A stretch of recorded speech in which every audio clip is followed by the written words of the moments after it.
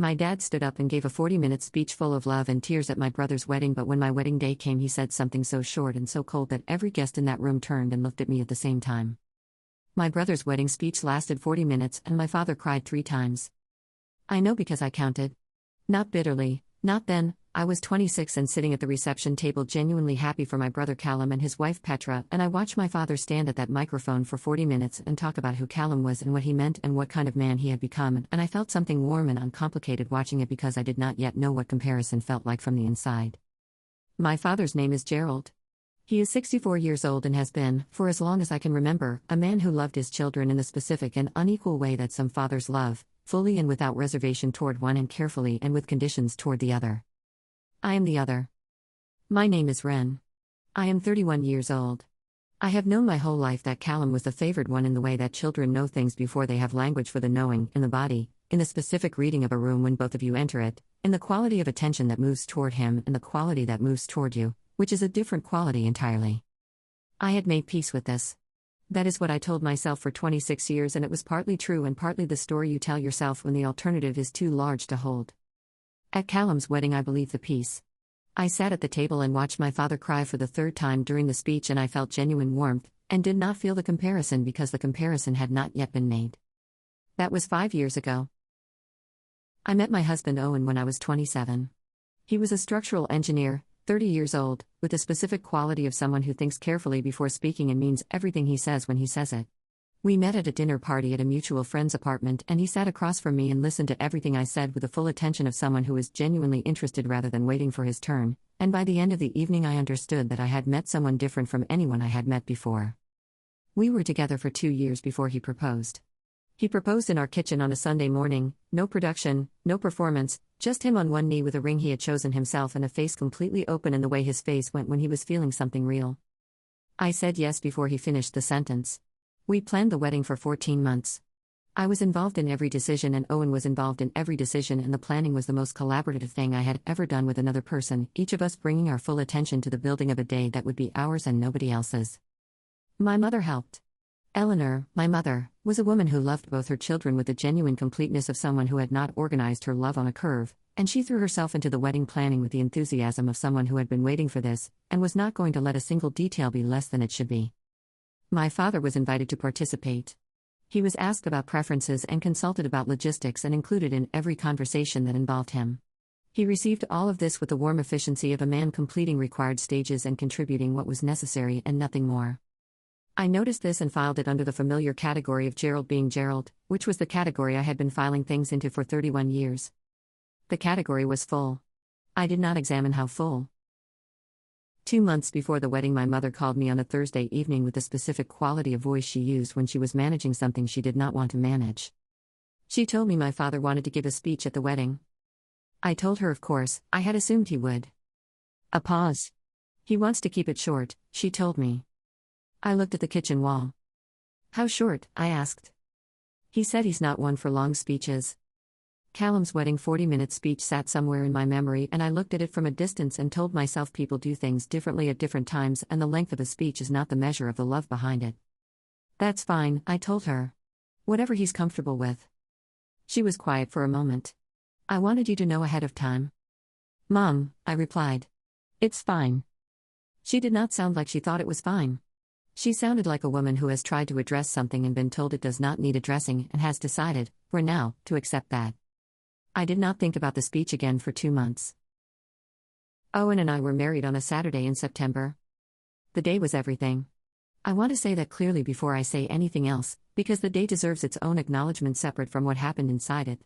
The venue was a converted farmhouse outside the city with a garden that in September had the specific golden quality of a season moving toward something, and Owen at the end of the aisle had his face completely open, and I walked toward it and thought about nothing except that face and the 14 months and what it meant to arrive at something you have been building toward. The ceremony was ours. The vows were ours.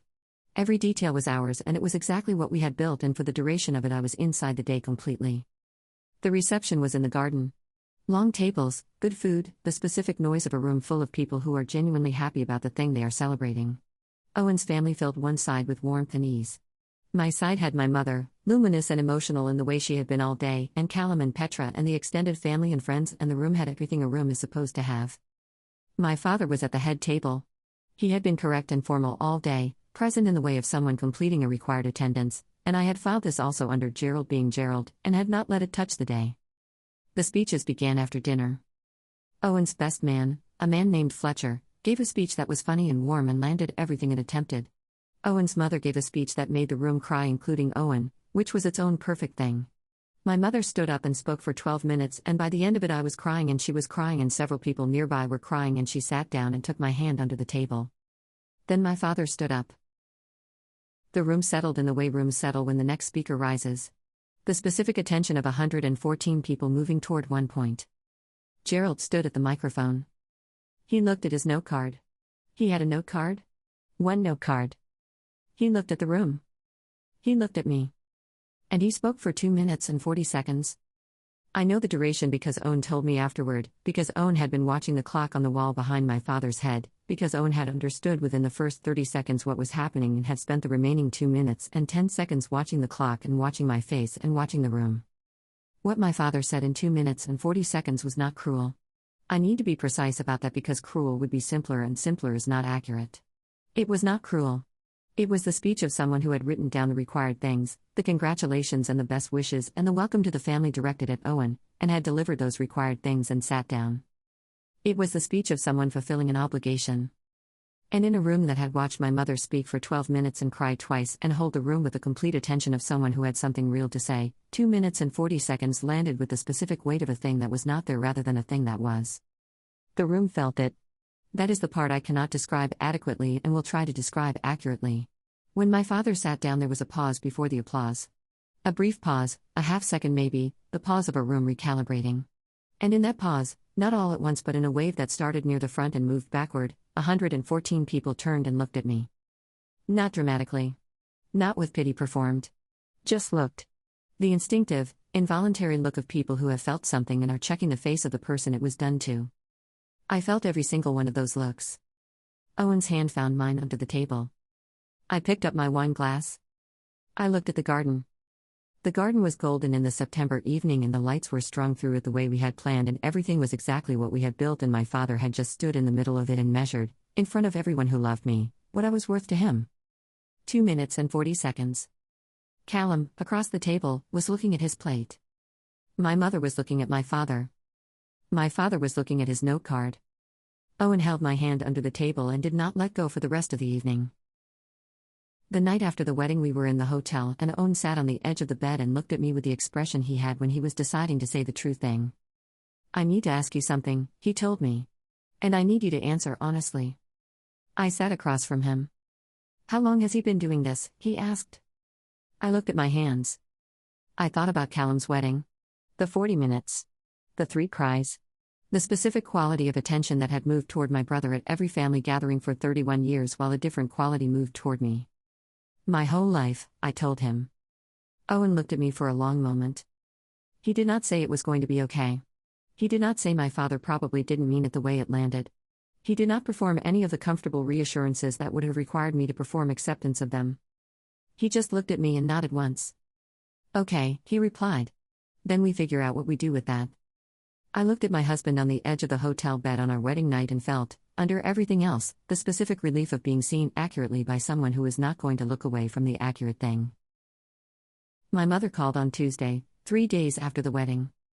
We had come back from a short trip, 2 nights away, and I was still inside the specific altered atmosphere of a person who has just gotten married and is adjusting to what the world looks and feels like from inside that, and my mother's voice on the phone had the quality I recognized from 2 months prior, the quality of managing something. She told me my father knew the speech had not landed well. I sat in the kitchen of the apartment that was now our apartment officially and looked at the window. How does he know? I asked. Callum told him, she replied.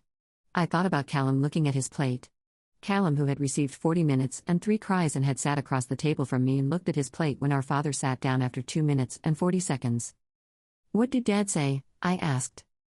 A pause. He said he's not a speech person. I put my hand flat on the kitchen table. He gave Callum 40 minutes, I told her. I know, she replied. He cried 3 times. I know, Ren. I counted, Mom. 3 times. She was quiet for a long time. When she spoke again, her voice had dropped to the register she used when she was not managing anymore, when she was just being honest.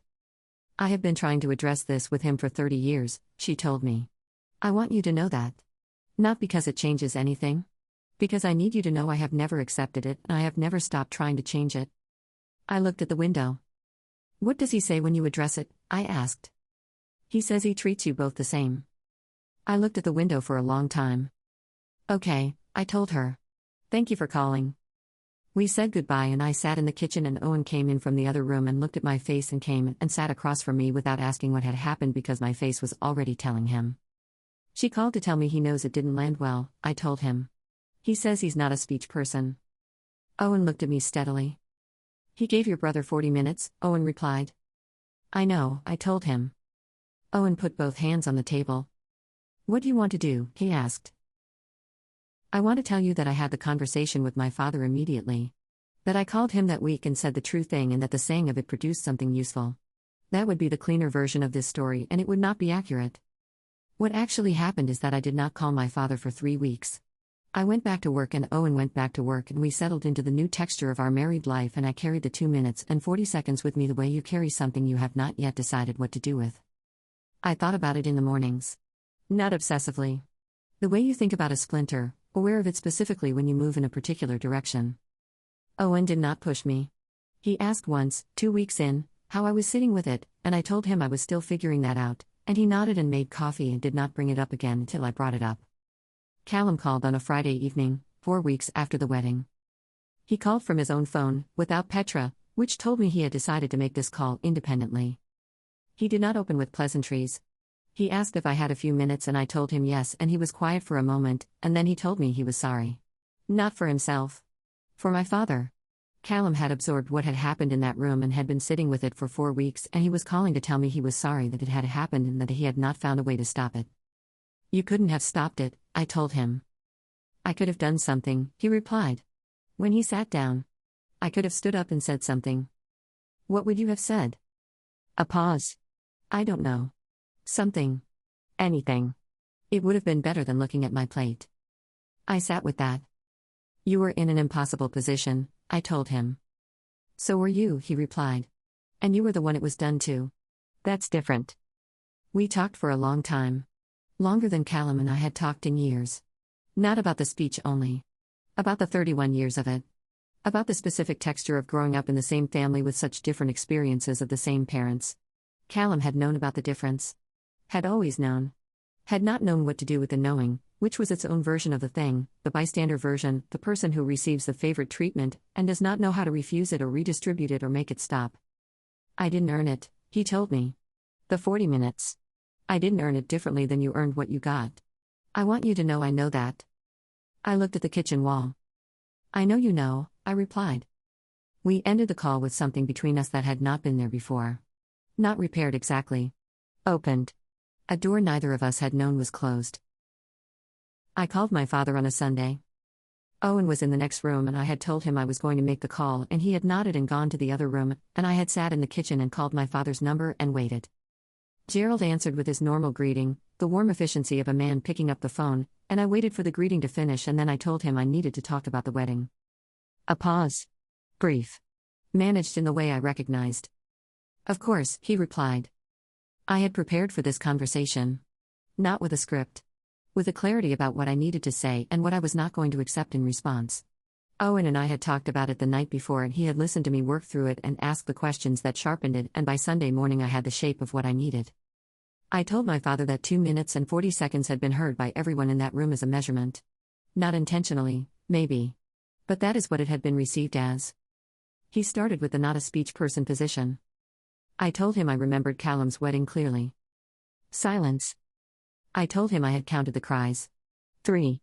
I told him I had not counted them bitterly at the time because I had not yet understood that the comparison was coming. I told him I understood it now. More silence. Longer. I love you both the same, he told me. And I had known he was going to say this and I had prepared for it, and I told him, clearly and without raising my voice, that love expressed identically in private and expressed with a 40-minute gap in public was not the same love received. That what he felt internally was not the point. That what 114 people witnessed was the point. That what I witnessed was the point. He was quiet for a long time. I didn't think about it that way, he told me finally. I know, I replied. That's what I needed you to understand. He asked if I was angry with him. I thought about the question honestly. I'm not angry, I told him. I'm tired. I've been tired for 31 years of trying to figure out what the difference between Callum and me is that produces the difference in how you treat us. And I've never found it. And I've stopped looking for it. But I needed you to know it exists, and that I see it and that a room full of people saw it on my wedding day. He did not have a response to that for a long time. When he spoke, his voice had lost the managed quality. What was underneath it was something I had not heard from my father before. Not remorse exactly. Something more uncertain. A man encountering a description of himself that he cannot find the grounds to contest. I don't know how to fix 31 years, he told me. I'm not asking you to fix them, I replied. I'm telling you I see them. That's different.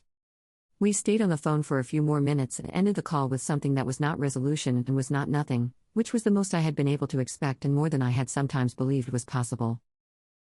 Gerald came to dinner 3 months after the wedding. My mother came with him. Eleanor had been the one to suggest it, and I had agreed because the suggestion had come from a place I trusted and because Owen had said quietly that he thought it was worth trying. The dinner was careful in the way of a first real attempt at something.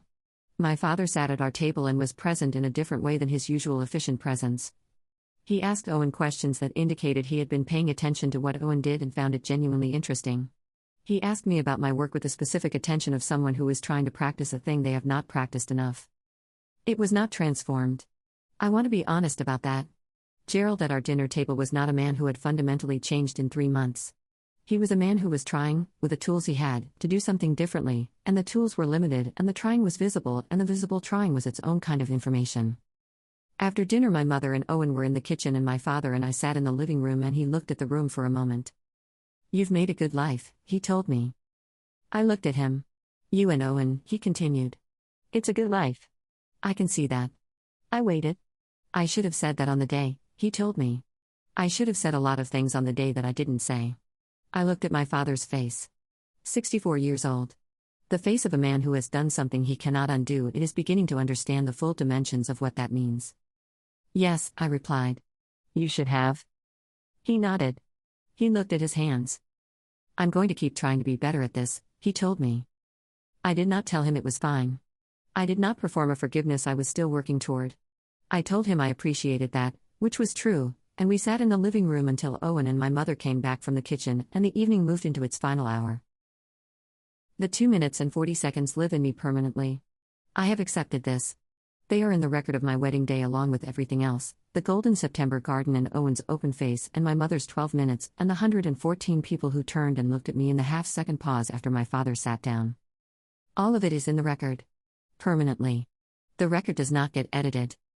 What I have been working on, and I use that phrase deliberately because it is work and not a feeling that arrives on its own, is understanding the 2 minutes and 40 seconds as information rather than verdict. It is information about my father and his specific limitations and his particular blindness toward a pattern he has maintained for 31 years without examining it. It is not information about what I am worth.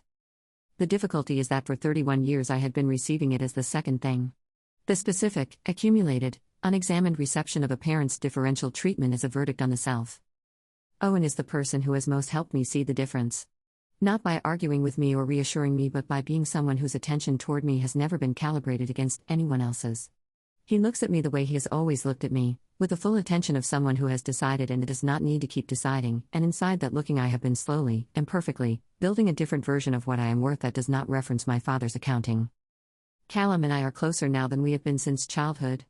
That is the unexpected outcome of the worst moment of the day. The phone call from his own phone without Petra, the admission of the looking at his plate, the honest accounting of the 31 years from the side that received the 40 minutes. We have dinner monthly, sometimes without our spouses, just the two of us working through the specific complexity of having grown up in the same family with such different experiences of it. He told me once, recently, that he had never known what to do with the 40 minutes. That receiving them had not felt like winning. That watching our father perform that love and knowing his sister was going to receive something different had been a kind of weight he had carried without examining. I believe him. The weight looks different from each side and it is heavy from both. My father will give a speech at the next significant event in our family. I do not know yet what that event will be or when it will come. When it comes, I will not count the minutes. I have decided this not as a performance of peace I do not fully have, but as a genuine choice about where I am willing to put my attention. What I will do is notice. I will always notice. The noticing is permanent, and I have stopped trying to make it not permanent because the trying was its own kind of exhaustion. What I want to say to anyone who recognizes this story from the inside is this. The measurement your parent makes of you is not the true measurement. It feels like the true measurement because it arrives first, before you have any other data, and it arrives from the person whose opinion your nervous system was built to weight most heavily. It is not the true measurement. The true measurement is in the room of people who turned and looked at you with the involuntary attention of people who felt what was done and wanted to check how you were holding it. The true measurement is the hand under the table that did not let go. The true measurement is the call from your brother, 4 weeks later, from his own phone. The true measurement is the dinner table you build with someone who looks at you without calibrating the looking against anyone else. Your father's 2 minutes and 40 seconds are not the number. They are just the number he had. You get to find your own.